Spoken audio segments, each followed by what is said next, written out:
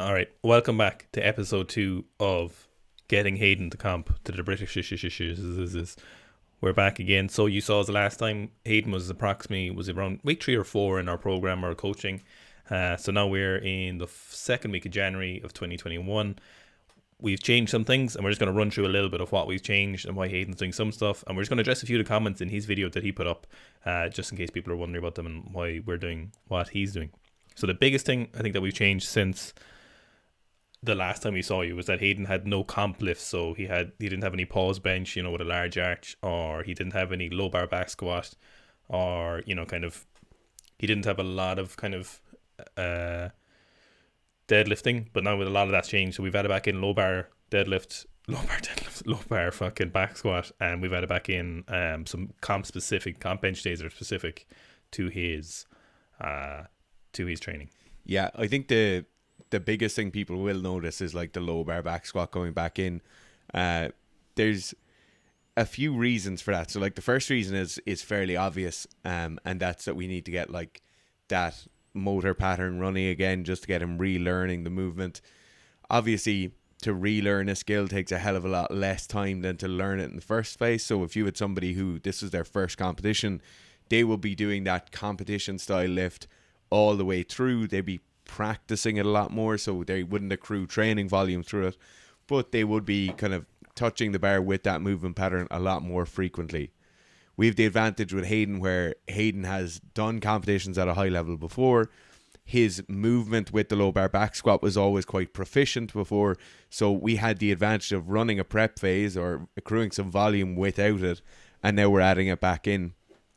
I think a few of the changes you're going to see is like some of the time he's low bar back squatting, he's using shoes. So he's wearing like an Addy Power style shoe, if I'm right, which is like 1/2 inch to 3/4 inch lift. That will help him recruit slightly more quads. So one big difference in his squat this time is he is going to have a lot more quad power and quad recruitment during it, which will help his back and glutes, or like his posterior chain in general is quite strong. And his anterior chain last time was definitely a kind of deficit. So whether he'll wear the shoes for competition, he probably won't. But you'll see with some of the working sets, he is wearing shoes. For some of the working sets, he isn't wearing shoes. At the moment, he thinks that wearing those shoes, so wearing the weightlifting shoes, are squatters, as some people are sacrilegious enough to say. He says it feels a little bit better even on his low bar. Now that might be a residual effect of just doing so much high bar recently in his shoes, but then doing no low bar. It might feel just a little bit more natural movement. So one of the benefits, like Fitz was saying, that because Hadyn has such proficiency with his low bar back squat, he didn't need to do it for a few weeks. The reason we took it out and we didn't want him practicing it is because you kind of blunt the stimulus of doing a lot of the same movements all the time, especially in something like powerlifting, so you want to give it a break. So when you add it back in, you get a little bit of a kind of, not a newbie gains effect, but a similar style of kind of adaptation period again. You get a little bit nicer super compensation almost when you add it back in. So we took it out for 4 or 5 weeks, but it was enough time just to give him a little bit of break from it. So we're kind of coming towards the end of the first kind of 2 sections of training that we talked about. So the big one up and towards the end of January, and then big push to the end of big push mid-May. So we might see the end of high bar, given he's a lot of alternatives for his squat. So we'll see he's got his belt squat attachment, and he's a safety squat bar that he's eager to use. Yeah. So given you can only he's going to be squatting maximum 3 times a week, including kind of belt squats. We probably won't see too much more. We'll see one more iteration, I think, of high bar back squats for maybe 4 to 5 weeks. And then that might be it, I think, in the next training block. Yeah. I suppose like moving on to the next kind of change, or the next question we see in that when he put his video up and people were asking, is people tend to think the amount of core work Hadyn's doing is a lot. And like we get comments that like, oh, he had a lot of core work done from tricking or core work done from other sports, and that why does he do so much? To be blunt, this isn't a lot of core work. When you're looking at like people who want to lift big weights need to have incredibly strong midsections. Definitely people who want to lift very big weights at lower body weights need to have very, very strong midlines. So for people who think like doing 20 to 30 minutes in a session is a lot of core work, It really isn't. Hadyn is training very hard at the moment, so he's doing a lot of volume. And when you're doing higher volume sets in particular, your form will tend to break down. And this is when you leave yourself open to overuse injuries, repetitive strain injuries, whatever you want to call them. The other thing you have is when you're going from somebody who hasn't been training heavily, like Hadyn hasn't been lifting heavily in the last 8 to 12 months really, when he starts pushing hard now, you really need to ensure that all the support structures around his kind of prime movers are there. The way we do that is we start hitting him with like anti-rotational work, core stability work, posterior chain work, anterior chain work. So this isn't a lot of core work, especially if you were looking at a development athlete. This would not be a lot of core work at all. And even though it's taking 20 to 30 minutes of his sessions, it's just a part of lifting big weights.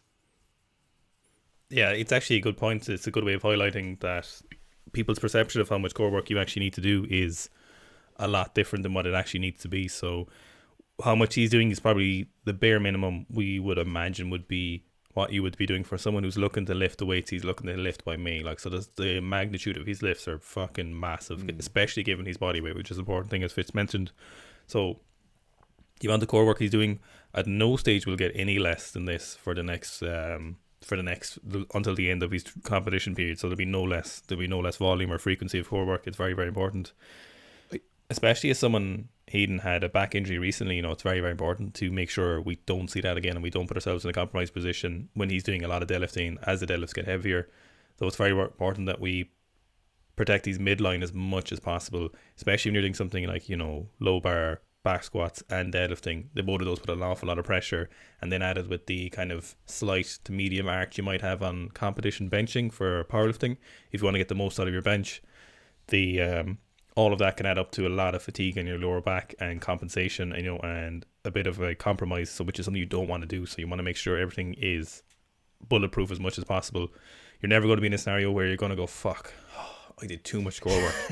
What you might end up doing though is being in a scenario where you go, fuck, I didn't do enough core work and now I'm fucking injured again. Yeah. So we really don't want to be in that scenario. So because core work is so unweighted, it's very, very low fatigue. You need to do a lot of it for frequency to get enough of a stimulus to improve, but you can do enough of it too because it's so low fatigue for most parts. Yeah, I think the last thing I'd say on core work is it's around perceptions again, Garth, and I think that's a good word to use, is that people will see Hadyn having done weightlifting and having done tricking and being fucking shredded as fuck.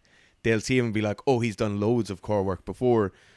Core work for jumping and bounding and doing flips is very, very different from the core work you need for stabilizing very, very heavy weights and stabilizing your spinal column while lifting them. So although he may have a very, very good level of core work coming into this from calisthenics and from previous training iterations, to lift heavy weights, you need specific core work. The last thing then we want to touch on is, if you watch that training vlog, which you definitely recommend, it's just only playing in the background, but you should go watch it and listen to what he is saying. He's talking about how tired he is, and he couldn't be arsed, is basically what he says. And unfortunately, that is the problem with hitting big weights. I mean, you want to be as strong as fucking possible, Sometimes a lot of sessions might not be enjoyable. You might not be that into it. You may not be in a peppy mood all the time, unfortunately, but you have to get it done. And in fairness to Hadyn, I just want to point out that he is getting it done. He's going after it, and he's not complaining to us about doing the sessions. He just mentioned that he wasn't up for it, but he's made every set. He's done everything we've asked him to do. And if you really want to be as strong as fucking possible, that is one of the things you have to do, is push yourself, and you will be uncomfortable, and not all sessions will feel great. Neither will you feel incredibly good for all these sessions, especially something like powerlifting, which is very, very hard on joints in terms of achiness. So you may not be injured, but you just will be very, very fatigued. And there is a reason he's this fatigued as well. We do want to kind of accrue a lot of fatigue, so we do get a nice kind of so obviously he'll be dipping slightly soon in terms of fatigue, and I think he's getting there at the moment from talking to Hadyn. So we want to see, hopefully, I've said the word already, is kind of super compensation, so he'll kind of make a little jump up in progress when he reduces the volume a little bit, and not a lot. Now the amount of volume Hadyn is still doing is quite high, but he's able to tolerate it. So if you can do more volume and still progress week to week, then that's what you need to do. He still hasn't hit realms of junk volume yet, I would imagine. He's not doing any amount of excess volume. No. And I think junk volume below the line is also like one of the most common things we see, particularly for some reason with powerlifters, where they'll have trained for 8 months and not made any sort of progress. And when you start looking at the amount of volume they're doing, like they might be hitting a top set every so often. They might be training very hard, like they feel incredibly exerted overall, but they're not actually accruing the requisite amount of volume to make them get better.